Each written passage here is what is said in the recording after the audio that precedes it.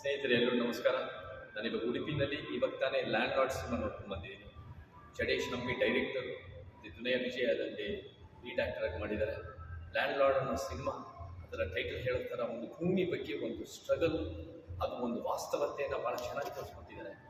ನಮಗೆ ಗೊತ್ತಿದೆ ಯಾರ್ದು ಭೂಮಿ ಇದೆಯೋ ಅದು 10,000-12,000 ವರ್ಷಗಳಿಂದ ಅವರೇ ಪ್ರಬಲರು, ಯಾರ್ದು ಭೂಮಿ ಇಲ್ಲವೋ ಅದು ಬೇರೆ ಬೇರೆ ಹಂತಕ್ಕೆ ಅಪ್ರಬಲರು.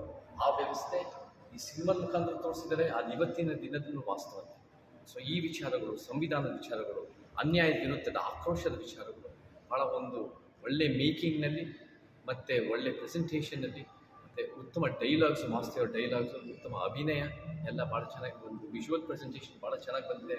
ಲ್ಯಾಂಡ್ ಲಾರ್ಡ್ ಸಿನಿಮಾಗಳಂತ ಒಳ್ಳೆಯ ಒಂದು ಸಂದೇಶ ಕಂಟೆಂಟ್ ಸಿನಿಮಾಗಳು ಹೆಚ್ಚೆಚ್ಚು ಕನ್ನಡಕ್ಕೆ ಬರಲಿ, ಮತ್ತು ಹೆಚ್ಚೆಚ್ಚು ಗೆಲ್ಲಿ.